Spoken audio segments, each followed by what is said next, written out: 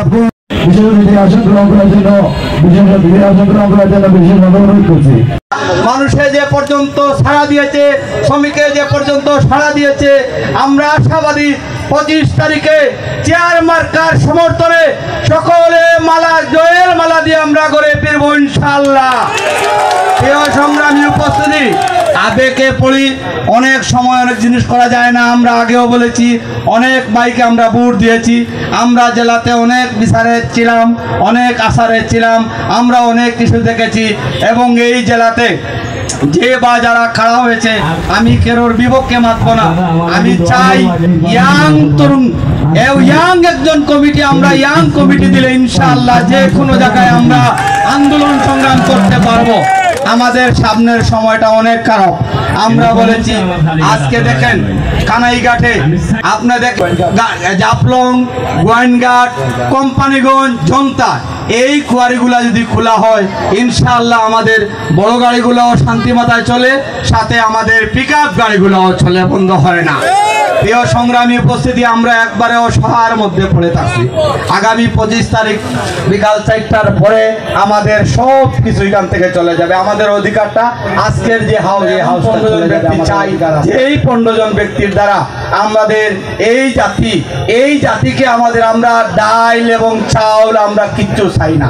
সংগ্রামী উপস্থিতি, আমরা চাই, আমরা অন্যায়, আমাদের সাথে অনেক সময় অন্যায় হয়, সেই অন্যায়ের বিচার আমরা রাস্তায় চাই। আমরা চাউল ডাউল কিচ্ছু চাই না। সুতরাং সকলের উপস্থিতি কামনা এবং এই শ্রমিকরা নেতারা জাগিয়ে আমাদের আন্দোলন সফল করবেন, আর তাদের জাগানোর থাকলে আমরা জেগে উঠব। প্রিয় সংগ্রামী সাথী ও বন্ধুগণ, আমি ইতিমধ্যেই এই সিলেট জেলার আনাচে কানাচে যেতে সক্ষম হয়েছি। সবচেয়ে দুঃখজনক মনে সত্য, এই সিলেটের প্রতি পণ্য পরিবহনটা একটি মারাত্মক রূপরেখা তৈরি করেছে। তার কারণ হচ্ছে প্রশাসন বাহিনীর কাছে। আপনি জাফলং রোড থেকে একটি ট্রিপ নিয়ে আসেন, প্রথমেই সেনাবাহিনী চেকপোস্ট, তারপরে কি বিডিআর বাহিনীর চেকপোস্ট, তারপরে কি পুলিশ বাহিনীর চেকপোস্ট, তারপরে কি সন্ত্রাস বাহিনীর চেকপোস্ট। এদের থেকে রক্ষা পেতে হলে কি করতে হবে? জাগ্রত নেতাকে ভোট দিতে হবে। আপনি জানেন, দেখেছেন মামলার নামে যে হয়রানি হয়। আমরা চাই যারা অপরাধ করে, যারা কাগজ ত্রুটি নেই, যাদের লাইসেন্স নেই, অবশ্যই আইন প্রয়োগ হবে। কিন্তু দেখা গেছে আমার সব কিছু ঠিক থাকার পরেও আমাকে হয়রানিমূলক করা হয়। তার কারণ হচ্ছে গাছের গুড়া দুর্বল, আমরা ডালপালা দুর্বল হয়ে গেছি। আমরা যদি গাছের গুড়া শক্ত করতে পারি, অবশ্যই ডালপালাও শক্ত হবে। প্রিয় সংগ্রামী সাথী ও বন্ধুগণ, যার জন্য আজকের আয়োজন, আমার সহকারী সহবন্ধু জনাব মাসুম লস্কর, উনার বিগত 3 বছর সাংগঠনিক দক্ষতা দেখিয়েছেন, উনার অবস্থা দেখেছেন, উনার কর্মকাজ দেখেছেন। সেই আলোকে উনি আবার সাধারণ সম্পাদক পদপ্রার্থী হয়েছেন। ইনশাআল্লাহ অবশ্যই বিগত দিনের কার্যক্রমের উপর আগামী দিনের কার্যক্রম নির্ভর করবে। আমরা 25 তারিখ নির্ধারণ করব আগামী নেতা কে হবে, কে সাধারণ সম্পাদক হবে। সেই হিসাবে আপনারা আপনাদের অবস্থান থেকে সবসময় আপনারা সহযোদ্ধা হিসাবে একটি আবদার করতে চাই। আমার এক সহকর্মী, আমার কমিটির সভাপতি জনাব কাউসার ভাই গরু মার্কা নিয়ে কার্যকরী সভাপতি পদপ্রার্থী হয়েছেন। যদি মনে করেন আপনাদের ভাই, আপনাদের সহযোদ্ধা হিসাবে আপনাদের কোনো কাজ করে থাকি, গরু মার্কা আগামী 25 তারিখ একটু ভোট দিবেন। হাত টেনে একটু মতো বলেন, আরে ভাই আমাদের গরু মার্কা আছে, আরে সেই মার্কা দিরে বল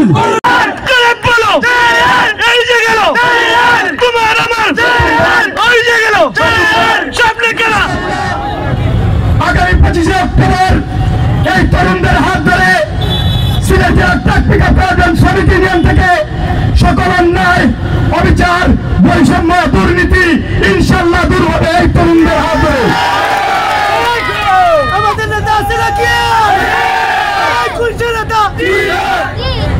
আমি আপনাদের সময় নষ্ট করবো না।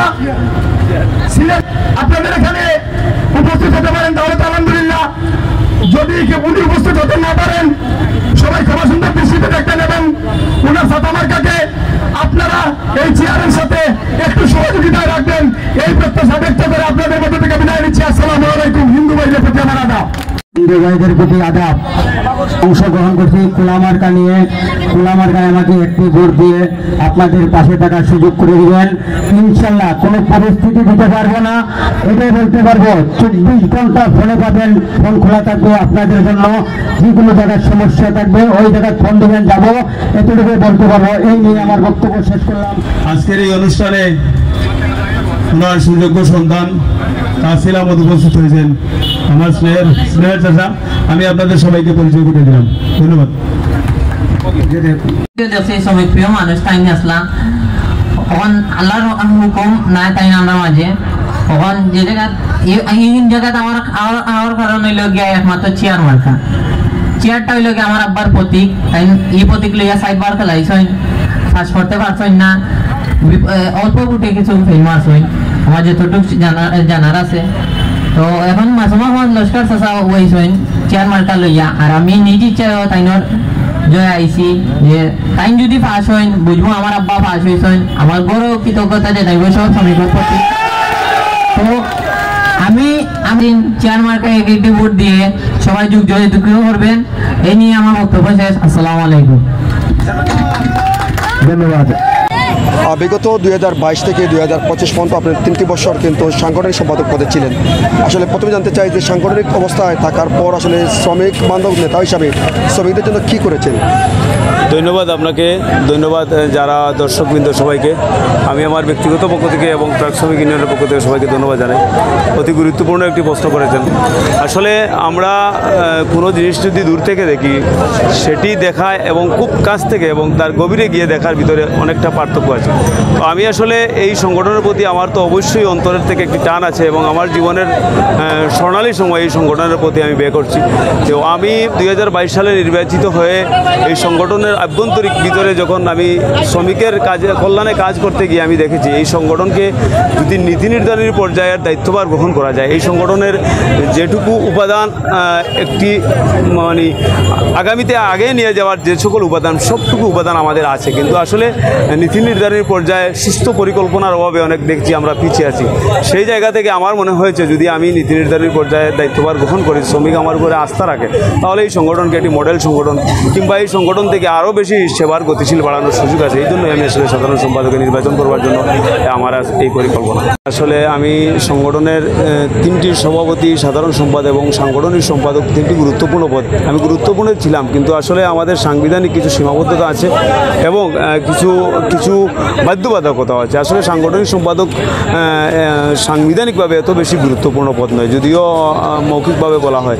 সাধারণ সম্পাদক এবং সভাপতি আসলে এই সংগঠনের সবচেয়ে গুরুত্বপূর্ণ পদ। তো আমি এই পদে যদি দায়িত্বভার আমাকে ন্যস্ত করেন, শ্রমিকরা আস্থা রাখেন, তাই আমি বিশ্বাস করি, আমি পূর্বেও বলেছি, এই সংগঠনের যারা শ্রমিক বৃদ্ধ যারা শ্রমিক আছে কিংবা যারা শ্রমিক সবসময় গাড়ি চালায় তাদের কাছে সেবা পৌঁছে দেওয়ার জন্য আধুনিক যত প্রযুক্তি আছে ব্যবহার করে তাদের সেবাটাকে আরও মান উন্নত করার জন্য সবটুকু ব্যবস্থা করার সুযোগ আছে। কিন্তু আমরা আসলে দীর্ঘ পূর্বের ন্যায় গতানুগতিক নিয়মের ভিতরে আবদ্ধ থাকার কারণে অনেক জিনিস থেকে আসলে আমরা বঞ্চিত। তো আমি আধুনিক সব কিছু সমন্বয় করে ইনশাল্লাহ শ্রমিকের সেবাকে আরও ত্বরান্বিত করবো ইনশাল্লাহ।